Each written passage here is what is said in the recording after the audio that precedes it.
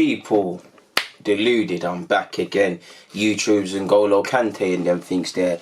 Now, Thursday, return to Premier League action. Arsenal play Brighton. Obviously, we sit 8th place. They sit in 16th, sorry. When was the last time Arsenal won a Premier League game? We're touching almost 2 months. The last time we did win, I was at the Emirates. It was actually against Bournemouth. And that being said, yeah, we won, but I remember my AFTV interview. I remember the comments I made on my own personal channel with the videos, and I'm sure you lot shared the same opinion. I wouldn't necessarily say we got away with it against Bournemouth, but we got away with it against Bournemouth. They didn't take their chances. We were poor, and it's continuing the theme, which, through no fault of Ljungberg, because he just walked into the job, but whether we've won, lost, or drawn, we're not necessarily happy with the performance, people, because we haven't been convincing in any game this season. Let's cut the crap, people. Let's be honest. Even when you look at games against Aston Villa, we're coming from behind in them games. We're making games harder than it has to be. But Freddie Ljungberg is going to take over. Was going to take charge of his first game at the Emirates, his second game in caretaker / interim coach boss at Arsenal. Like I said, it's his second game, but for me it's his first game because obviously he's played at the Emirates. He's got more affiliation to Highbury, but it's his first real debut under the fans, under the lights at the Emirates, and I hope he gets, and he will get, I'll be there as well.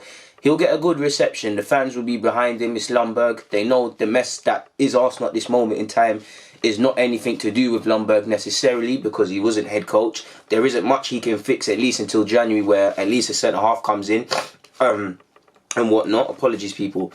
That being said, Ljungberg has a big enough carrot. He's spoken about wanting a managerial role, and Arsenal apparently have other targets in mind. This is his chance to kind of ruin the board's thinking, sort of thing, people, and say, listen, hold on, I'm an Arsenal man and you've got me. He said he'll stay at Arsenal regardless, but personally, and I think he will, people, but personally, apologies, but I'll put something down. To play devil's advocate, it's a bit like a youngster that's been playing under 23s football, then he goes on loan for a year and he plays first team football, and then he's expected to go back to the academy. You don't want to. Ljungberg has said that he'll stay if we get another manager, and I think he will stay.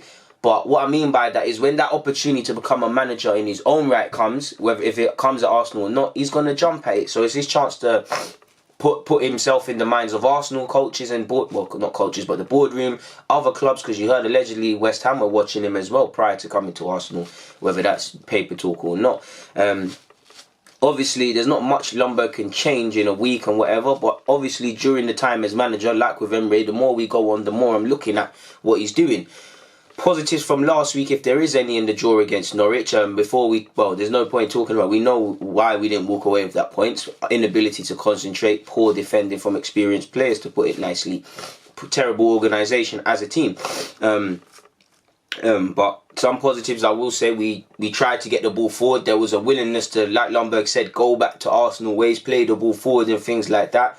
We did press a tiny bit better in the first 20, and we looked like we're playing with a bit more clarity in our mind. So that's what I want to see. Of course, we need to improve defensively. How Ljungberg can do that in a week or so, or whatever, with this squad, I don't know, because we need a centre-half. First and foremost, we need a system. Ljungberg is the manager, so he has to implement a defensive system, but he needs better personnel, because I'm sure, regardless of your opinions on all these defenders, we've got some terrible defensive options, and it's the best of a bad bunch. No defensive pairing really gives anybody 100% conviction or confidence and whatnot, people. It's just terrible, and we can get back to playing Wenger ball and Arsenal and football closer to Arsenal's values as much as we want, people. But if we fail to defend, what can we do, people? It's sloppy goals, like you saw against Norwich, 2 sloppy goals.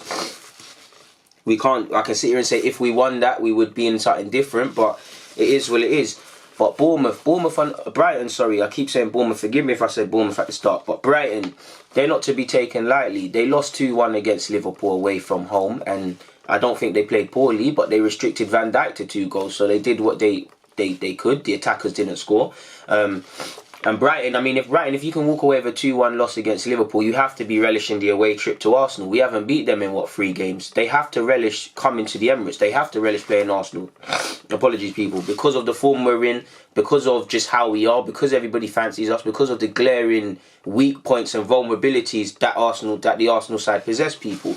Brighton should be ready for this, and although Arsenal will probably be expected to win and there'll be more question marks if we don't win, is it really a surprise if Arsenal don't win? Arsenal are there for the taking. They've got a new manager. It's going to take time. The players' confidence is shattered. The players are just shattered in several ways. The tactics are not there. Brighton and is it Graham Potter? Potter should be relishing this opportunity, people. I know they've got a couple of injuries to their players, but they should be relishing this trip on Thursday. You look at their 3-1 defeat at United. They weren't poor by any stretch. Yeah, they didn't walk away with the victory. Obviously, you've got the thingy game as well. I've just said Liverpool. And we need to remember, fair enough, Spurs were in poor form. If we played Spurs now, while they're not perfect, they'd probably give them a harder game.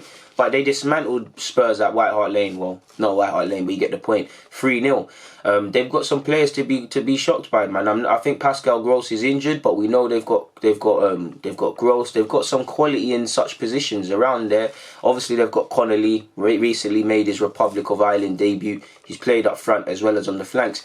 If I'm Brighton or Brighton's gaffer, I'm telling him, run at these defenders. These defenders are not playing with clarity in the mind because they're clearly scared to make mistakes. They are terrible defenders and they just don't know how to defend. So get at them. We need to be careful of set pieces. How many goals have Brighton scored from set pieces, people? Arsenal are terrible marking at set pieces. Do I really need to spell out that one? I'm never going to go in depth with that one there, people. We've seen them play a 3-5-2-1 of sorts. If that even makes sense. No, that doesn't make no sense. But we've seen them play 3 at the back of sorts. We've seen them play 3 at the back. I've seen them play a 4-2-3-1. We've seen a variation of a 4-4-2 from Brighton. So they are a team that's very fluid. They clearly get Graham Potter's tactics, people. And I must admit, people. What was I going to say? I mean 3-5-2, not 3-5-1-2-1. I forgot about the keeper. I think they play good football, man. I think Brighton are not there to be taken for lunch meat. And whether we played them at home or away, it hasn't exactly been convincing. Like the first person I think of when I think of Brighton, people, is Glenn Murray. I don't know if he'll play, but he's a street smart striker. They've got Lewis Dunk at their set pieces as well, so we're going to need to be paying attention, people. Talking about their set pieces, we might as well get on to the statistics. 6 of their last 8 Premier League goals have been scored via set pieces, people. 4 free kicks, a corner and a penalty. Their first 8 goals this season were all from open play. So the second half of that sentence has no relevance. But they've scored 8 goals this season from set pieces. Penalties, Arsenal have conceded the most penalties. We know we have players that have an inability to focus, inability to read situations. And there's been repeat offenders in terms of penalties. And then in terms of just making mistakes that leads to goals, every week it's a new person. So that shows you we have an inability as a squad to concentrate, really respect defending. And we really need to look at not just physically and whatnot, how we look at defending, but I think we need to change our psychological approach to defending, people. So Arsenal concede record penalties, but Brighton have scored from a penalty as a result of 6 of their last 8 goals. Corners, we know Arsenal can't score from. Set pieces, free kick situations, we need to be aware. That's almost as important as not allowing midfield runners on the edge of your area, like you saw with Scott McTominay, like you saw with Cantwell, like you've seen more or less for all the goals where midfielders against us have scored, people. We're obviously winless in 8 games in all competitions, losing 2, drawing 6. Failure to beat Brighton means it will be our worst winless run since 1977, people. Looking at Brighton are winless in 6 away games, league games this season. They've only scored 3 goals in that run. All 3 have been scored by defenders, with Lewis Dunk scoring 2 of their last 2 on the road. That the last time they won away from home was at the start of the season against Brighton. So their away form is terrible. They're coming to the Emirates, where we've been terrible at the Emirates and we've been terrible away from home. But if you was to look at it, while I don't feel there's necessarily a massive gulf, we're probably a bit better at home, if you can say that, because we've been terrible home and away, but we probably are a bit better at home. Speaking of Brighton's away form, to be fair, against Arsenal these things go out the window. Their away form is suddenly going to become irrelevant. They're going to turn into a free scoring side that takes advantage not just of set pieces but free playing. They're going to turn into Barcelona of 08-09. We all know this is what happens when Arsenal play sides. And typically, they should, like Southampton should, like Norwich should, like a lot of these, Watford at the time as well when we played them, they should be looking at this as, yo, we're playing Arsenal. If we don't get 3 points, we should be vexed. Have you seen teams worse than us getting points? That's what they genuinely should be saying, people. Getting 3 points off these lads. Do you get it? We need to be aware of these things, people. We really need to be aware, because everybody relishes Arsenal. Everybody sees it as a confidence boost, like you've seen with Southampton. What you don't want is Brighton to say, okay, we lost to Liverpool, but look how Liverpool are running away with the league title. They've got Mo Salah, they've got this and that, and we restricted these sort of guys from scoring, and we lost only 2-1 or so. We can do this against Arsenal. Have you seen their form? Have you seen how soft their players are? These are things they should be saying, people. Brighton should be relishing coming to Arsenal, because it's funny how on current form, I wouldn't say people will be surprised if we lose, but if Arsenal lose, there's more question marks, more so than Brighton. So they should be relishing us, people. We've only lost 1 in our last 25 games at home as well, winning 17, drawing 7. Like I said, in our last 3 games though, we're winless at the Emirates. We've drawn 3. The last time we went 4 games without a win at home was in 2012. In such periods, people. Arsenal failed to score in 2 of their last 59 home games in the Premier League. We've both got games coming against City, so we should be able to find them back in the net. Interestingly, people, and away, as much as I'm talking about away form, game management is going to be crucial, because in both fixtures last season, Pierre-Emerick Aubameyang scored to give us the lead before obviously Brighton clawed back. So if we are watching these games again, or watching things to learn from, we take that lead, we make sure we defend, we make sure we get 3 points. They need to play like their lives are on the line, people. But will they? Who knows, man. We're in a bad run of form. It doesn't seem like it's going to change, people.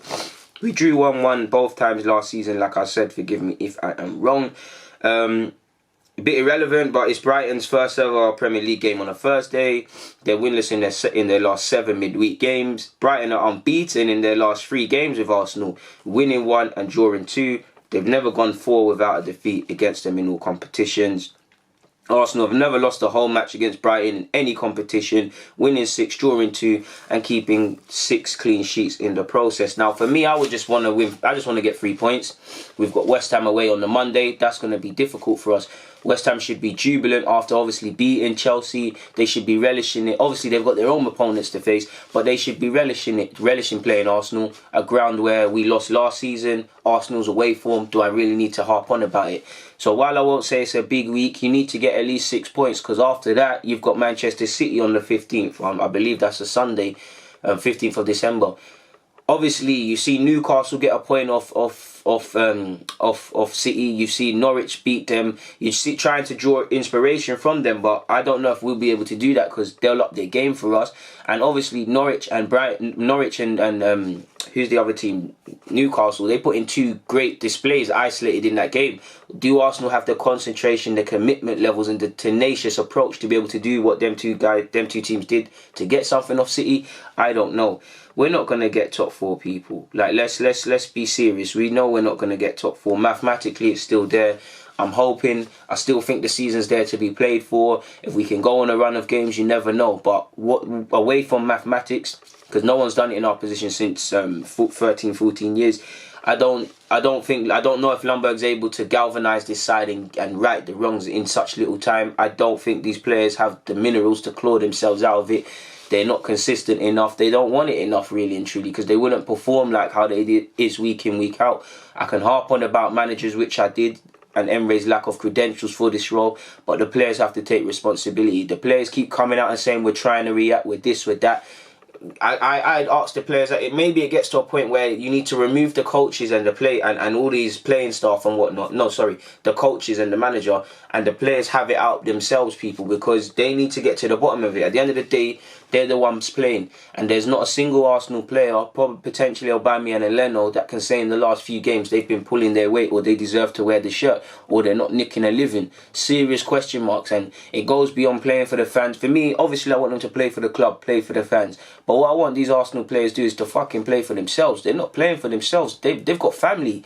How many of you have come from tougher backgrounds? Your family's gone through hell to get you into the privileged position to be a professional footballer. You need to show that same tenacity and go out there, because this, as harsh as it is, football can end at any moment, and I don't see these Arsenal players behaving like that. They need to play for themselves. They need to play for themselves, because it's like, and it must hurt them, because they're prideful people. They're not playing like anyone with pride, anyone with any minerals, any team with any backbone, experienced and young players. Obviously, I've got more sympathy for the young players, because how can they thrive when experienced players are cowarding.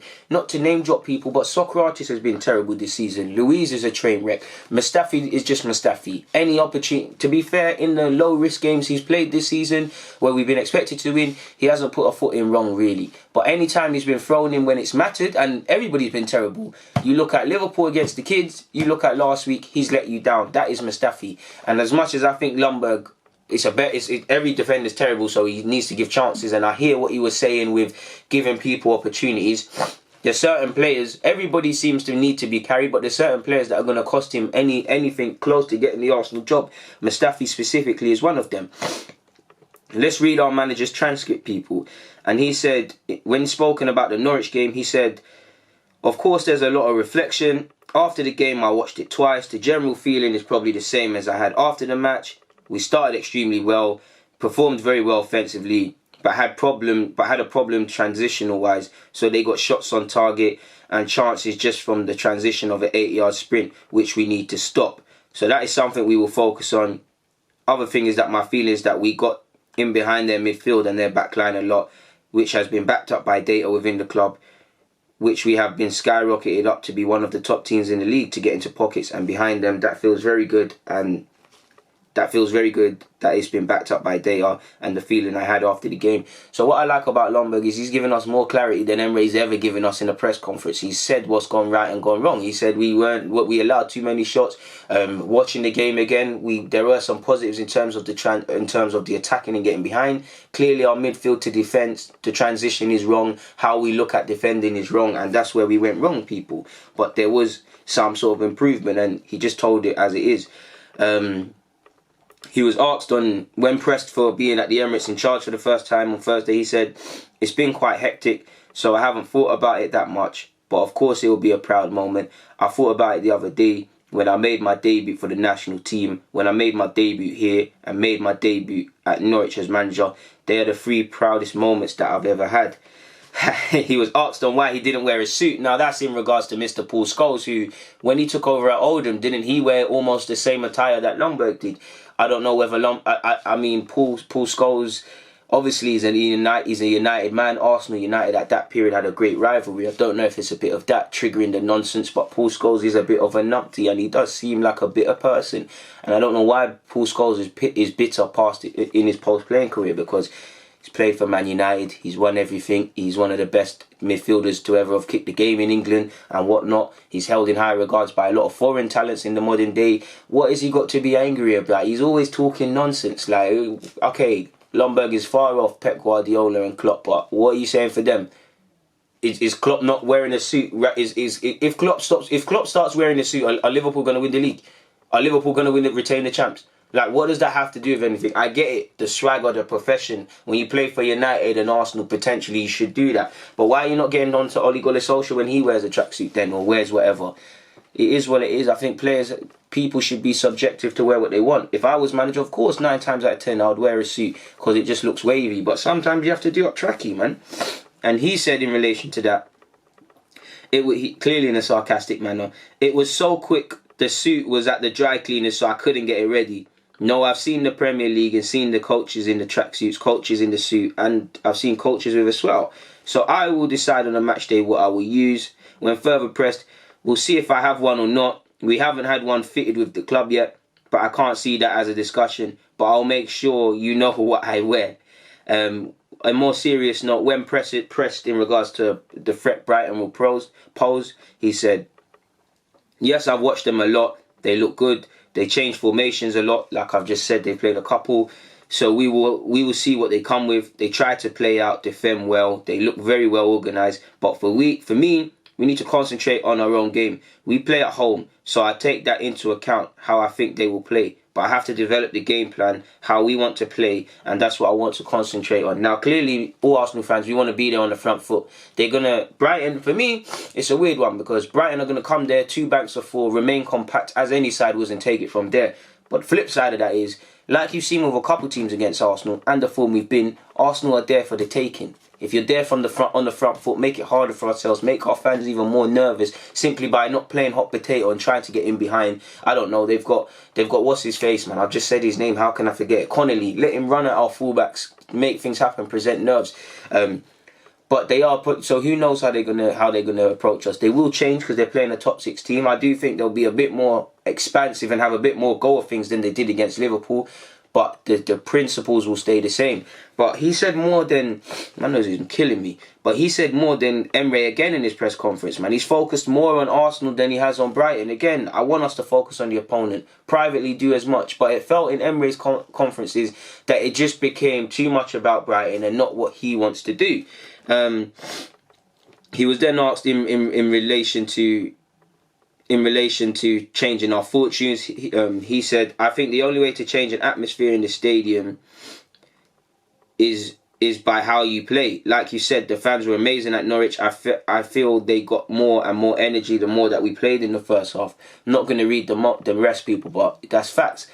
The fans need to get behind the team, but you need to give us something to get behind. If the players act like cowards, the fans are going to act like cowards and be scared. If the players go out there on the front foot and have a go, like you see, not just with Arsenal fans, they'll be up for it, people. Do you get it? It makes no sense. The players need to transmit energy and transmit confidence to the fans. Look at Liverpool.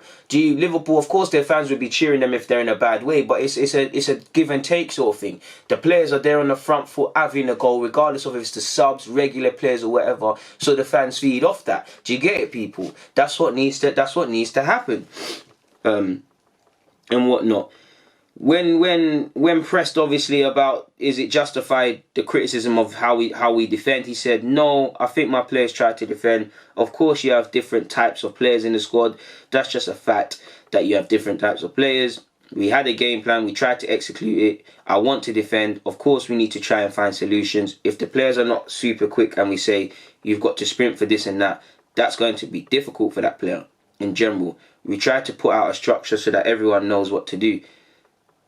The main thing I saw in that game is that we let them get into situations where it was just a sprint. It's not about football or technical stuff. They just went in a competitive sprint with our player. We want to stop that again. And I agree with what you're saying, Lumber, but I disagree. That's when it goes back to psychologically how we defend. Because how many times has a situation developed in their half? Like you saw when Joe Willock, I think Aubameyang and Lacazette, there's about 5 players. Norwich were able to get out of that situation. Not one player brought them down. Not one player stopped the situation. We don't look over our shoulders quick enough. We're not proactive in thinking in regards to defending. And that's for several players. And that's what needs to change. There's no point speaking about anything else, man. He was asked if he was obviously pressed in relation to going close to 2 months without winning. He's also said he would step back into his normal role or a role if a new manager comes in. But I personally believe he'll do that. But the second the right opportunity comes that might not be with Arsenal, if that is it, I think he's going to take it, as he should. Because once you get a taste from being a manager, he's either going to see, because he's been assistant, he's either going to see, and he has ambitions to do this, he's either going to see that, yes, management is my thing. And then that's when that happens, we've lost him probably, if it's not going to be Arsenal manager. Because in anyone in career development, you want to go on and do your thing. If he doesn't want that, then he'll be cool to stay as an assistant or whatever and whatnot. He's obviously pressed in regards to making changes for the Brighton game, and he's played coy on that, people. He's also spoken about how he wants to speak to Arsene Wenger in relation to managing and whatnot, and not Ljungberg. Wenger said Ljungberg's always able to get onto him for advice if he wants that. He was also pressed about the lack of Swedish coaches in his press conference in the Premier League. And yeah, man, there's not really any... He spoke about Sven Eriksson as well. He was asked about January signings and he played coy. He played quite coy on quite a few things, as he should, man. His point is what he needs to do is just quickly try and get us a way of playing how he wants to play and improve that week in, week out, day in, day out in training and whatever, people. And I'm so sure that when he was actually under 23's gaffer, he played Brighton and he drew 1-1, and Connolly actually scored. So maybe history might repeat itself in that regards. I guess the only thing left, really and truly, the only thing to speak about is the lineup. Now, obviously, I think the 2 players that picked themselves is Aubameyang and Leno at either side of our team. I would go with 4-2-3-1. I believe Lacazette. It's harsh because last week Lacazette scored a brace, but I don't think Lacazette's been good since he's come back from injury, and I don't think Aubameyang deserves to be dropped. Him and Leno are probably our best players, even though I don't think they're playing perfect. So I do think at least one game we need to try just one striker. Like I said, I believe both strikers 9 times out of 10 should start together, but it's a squad game. Sometimes it's a game just for Lacazette. Sometimes it's just Aubameyang. Sometimes it's both of them. Do you get what I'm saying, people? It's not every day play them. It's a squad, 26 man, 38 Premier League games, and however many in all comps. Everybody's skill sets and strengths can be utilised. Sometimes not everybody is going to be at it, people. That's just the way the game goes. So that's the formation I would rock with, 4-2-3-1. Leno in goal, like I said. Right back, I'm not too sure of Bellerin's fitness. If Bellerin's fit, then I'll go with Bellerin, people. I'm going to actually go with Maitland-Niles, people, because well, you're going to find out for a minute. I'll go with Maitland-Niles at right back. Left back, Tierney, if fit, Kieran Tierney. Centre halves, I'm going to go with Callum Chambers and David Luiz. Now, David Luiz is terrible, but I'm going to just play him. Chambers, I'm going to go with Chambers. I'm not necessarily a fan of Holding and Chambers together in a partnership, although they can't do much worse than what's seen already this season, people. I don't think Holding's form's been good enough for me to say he should start against Brighton. I think he's a good player. I love Holding. You lot always hear what I'm saying. 9 times out of 10, Holding's in my lineup, but I'm going to go with Chambers. Now, Chambers found it a bit tough on the weekend, but on the grand scheme of things, if we're looking at any defenders who have been playing well consistently, it's probably been Chambers that's shown anything close to that out of everybody. All Mustafi and Socrates should leave this club between now and the end of the season. I'll be amazed if both are still at the club come the start of the season next year and new centre-halves aren't in. Luiz, I mean, it's the best of a bad bunch, man. I'm going with Luiz purely because he can play on the left-hand side, which Socrates can't. Holding, I don't think he's been playing well to get a look in. I'm not even going to waste my breath on Mustafi. I don't know what's going on with Mavropanos either. But, yeah, I'll go with Chambers and Luiz. Left back Tierney if fit. Although saying that, Kolasinac, I'm normally onto him about defending, but he was actually quite good, I felt, against Norwich. So he could deserve to start again. But I'm going with Kieran Tierney. So again, the back 5, Leno, Callum Chambers and Luiz in centre half. Right back Maitland-Niles, Bellerin if fit because he has had the hamstring knock. Kieran Tierney at left back. In midfield, I'm going to go with Lucas Torreira. Xhaka will probably play, so I'm going to go with Lucas Torreira and Xhaka. I'm going to go with Mesut Ozil in that 10 role, people in that sort of free midfield role. Up front, bring back Nicolas Pepe into the side, let him do his thing. I'm going with Pepe on the right. Martinelli for me should start on the left. If he gives us a good 45, 60 and whatnot, that's good. I think, yeah, man, he's the one that deserves to play. Saka is my guy, but since he's come back from injury, he ain't been doing his thing. Pardon me. Hopefully Nelson's in the matchday squad, but he ain't been playing amazing like that, people, either. So for me, Martinelli's done his thing, man. He hasn't been given extended chances, and it's down to him to take the chances. But if you're not given chances in the league, how can you take them? I believe spots are earned, and Martinelli's long-term future, in my opinion, is up front. But right now, that left wing thing can be his. So that would be my front three of Aubameyang, Pepe, Martinelli. Midfield, I've said Mesut Ozil, Torreira and Xhaka. Guendouzi could probably do with the rest, to be fair. Joe, I don't feel Joe was amazing against Norwich, so I wouldn't start him, even though it's nothing bad if he does start. Left back, I already said Kieran Tierney. Right back is Bellerin if fit, if not Maitland-Niles. Chambers and Luiz are going to partner each other at the heart of the defence. In goal, it's a no-brainer. It's not going to be Martinez or Matt Macy. It's always going to be Leno, innit? So that will be my lineup for Brighton. Hopefully we get 3 points, people. If we don't, I'll be disappointed, but can't say I'm shocked. On that note, though, people, DG, I'm out.